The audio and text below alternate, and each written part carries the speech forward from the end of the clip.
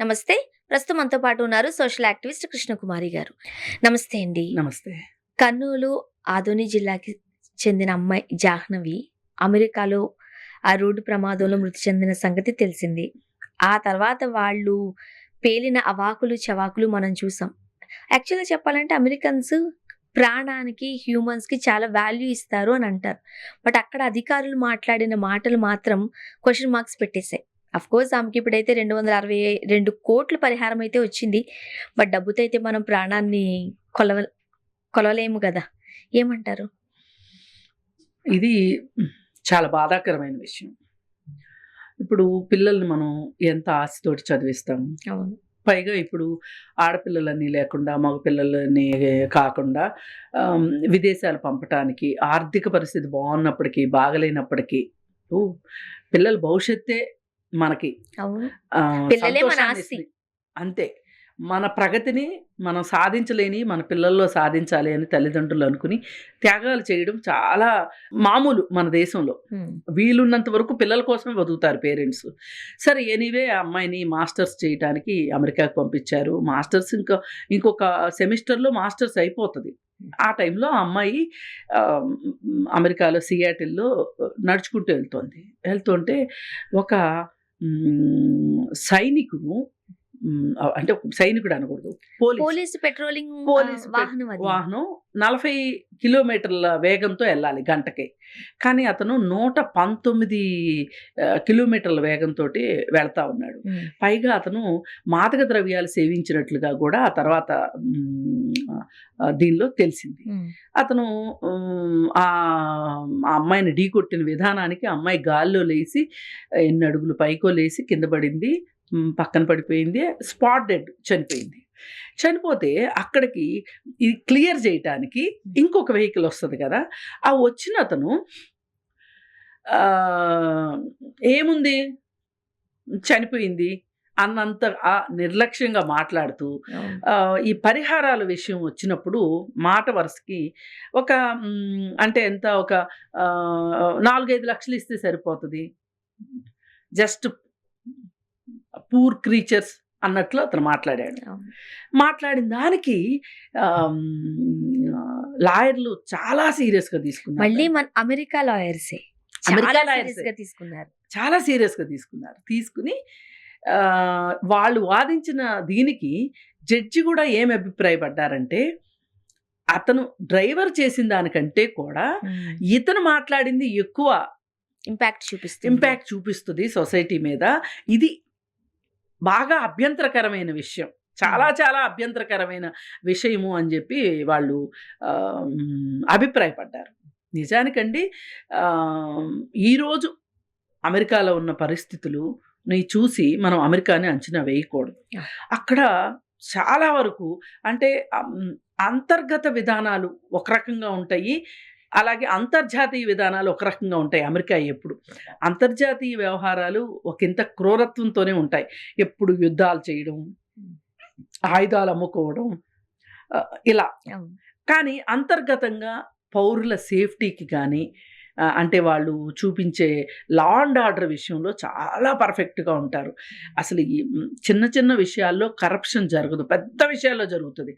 మనకి ఇక్కడ ఒక బర్త్ సర్టిఫికేట్ కావాలి అంటే మనం డబ్బులు ఖర్చు పెట్టందే బర్త్ సర్టిఫికేటు రాదు, డెత్ సర్టిఫికేటు రాదు. అవును. కానీ ఇట్లాంటి కరప్షన్ అక్కడ చూడం మనం. అక్కడ మనకి ఈ లంచం అనేది ఉండదంట. ఉండదు. అది చిన్న స్థాయిలో ఉండదు. హ్మ్. పెద్ద పెద్ద స్థాయిల్లో పెద్ద పెద్ద కుంభకోణాలు జరుగుతాయి.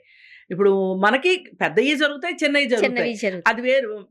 మన అవినీతితో పోల్చుకుంటే వాళ్ళ అక్కడ ఒక రకం అవినీతి, ఇక్కడ ఒక రకం అవినీతి ఉంటది. అంటే నేను ఎగ్జాంపుల్ కోసం చెప్తాను. మన దేశాన్ని తక్కువ చేయాలని కాదు.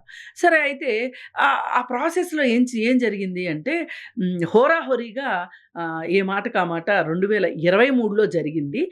ఇప్పుడు ఇది 2026. దాదాపు 2 సంవత్సరాల 9 నెలల కల్లా ఈవేళ తీర్పు వచ్చింది. ఆ అమ్మాయికి పరిహారం మన కరెన్సీలో చూస్తే 262 కోట్లు పరిహారం వచ్చింది.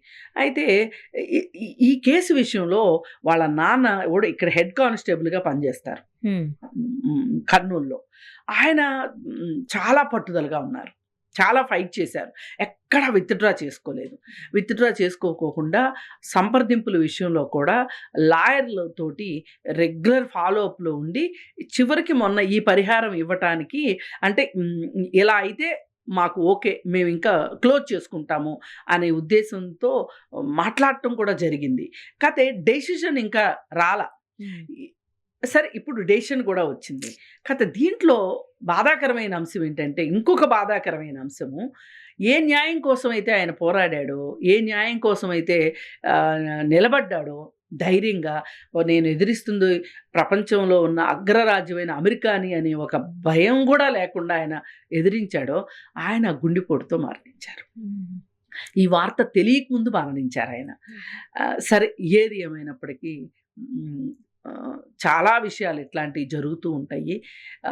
మరొక్కసారి నిజంగా అమెరికా లాయర్లు కూడా ఒక అంతర్జాతీయ స్ఫూర్తిని, ఒక మానవతా దృక్పథాన్ని చూపించారు. ప్రాణానికి ఇచ్చే విలువను చూపించారు అనేది మనకు అర్థమైంది. పైగా వాళ్ళు చెప్పటం కూడా ఎవరైతే డ్రైవింగ్ చేశాడో అతని నిర్లక్ష్యం మినహా నిర్లక్ష్యం ఉంది అక్కడ. ఏ ప్రాణమైనా పోవచ్చు, నిర్లక్ష్యానికి బలి కావచ్చు. కానీ ఆ తరువాత ఒక సానుభూతి, సహానుభూతి లేకుండా, మానవత్వం లేకుండా అతను ప్రాణానికి ఇంతిస్తే సరిపోద్దిలే అని మాట్లాడటము అనేది చాలా దాన్ని వాళ్ళు ఎక్కువ అబ్జెక్షన్‌గా ఫీల్ అయ్యారు కాబట్టే నిజానికి అతను అది మాట్లాడకపోయి ఉన్నట్లయితే గనక ఇంత పరిహారం కూడా వచ్చేది.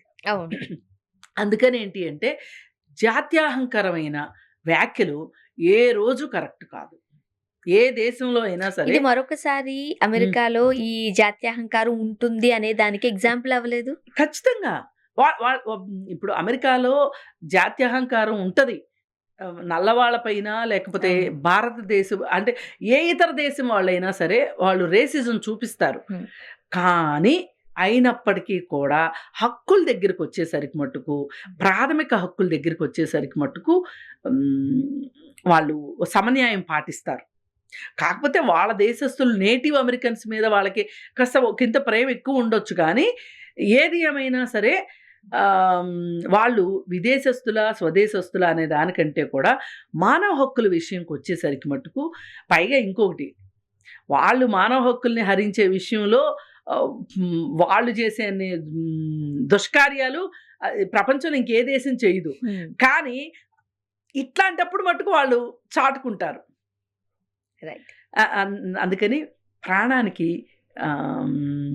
విలువ కట్టే విషయంలో, అలాగే చనిపోయిన మృతదేహాన్ని గౌరవించే విషయంలో ఇది ఈ ప్రతిఫలం దక్కిందని చెప్పుకోవచ్చు. యాక్చువల్‌గా మనం డబ్బులతో ప్రాణాన్ని కొనలేము. అస్సలు కొనలేము. కానీ ఎంతో కొంత వాళ్ళకు ఉపశమనం అయితే కలిగిందని అనుకోవచ్చు. అంటే ఇక్కడ అసలు మనము డబ్బులతో కొలవలేము. ఇక్కడ ఒక ఆత్మాభిమానం, ఒక వ్యక్తి ప్రాణానికి ఉన్న విలువకి కట్టిన విలువగా చూడాల్సింది తప్పితే ఈ డబ్బుల్లో చూడకూడదు. అందుకే ఈ కుటుంబం కూడా నాకేమనిపిస్తుందంటే ఆ కుటుంబానికి 262 కోట్లు ఇంకొక పాప ఉంది వాళ్ళకి. కానీ ఇలా విదేశాలకు వెళ్తున్న పిల్లలకి అన్యాయం ఎక్కడన్నా జరిగితే గనక ఆ పిల్లల సంక్షేమానికి, అలాగే మన భారతదేశం మొత్తం గురించి ఆలోచించక్కర్లా. కనీసం ఆంధ్రప్రదేశ్లో కావచ్చు, తెలంగాణలో కావచ్చు, ఈ 2 రాష్ట్రాల్లో ఆడపిల్లలు బాత్రూములు లేక స్కూళ్ళు మానేస్తున్న ఆడపిల్లలు చాలామంది ఉన్నారు. స్కూల్ డ్రాప్ అవుట్స్ చాలామంది ఉన్నారు. అట్లాంటి పిల్లల కోసం ఈ డబ్బుని వినియోగిస్తే ఆ అమ్మాయి చావు చనిపోయిన తర్వాత కూడా బతికే ఉంటుంది ఆ అమ్మాయి. ఆ కుటుంబం కూడా అలా ఆలోచించాలని నేను కోరుతున్నాను. పైగా వాళ్ళ అమ్మను కూడా అడిగారంట ప్రెస్ వాళ్ళు, మీరు ఏమంటారు అంటే, నా భర్త చనిపోయి 2 రోజులే అయ్యింది, నేనేం వ్యాఖ్యానిస్తాను అని చెప్పి ఆమె అనిందంట. కాకపోతే వాళ్ళ చుట్టాలు వాళ్ళు ఏంటంటే న్యాయం జరిగింది అని చెప్పి వాళ్ళైతే అనుకుంటారు. చూద్దాం. థ్యాంక్ యూ అండి. Thank you.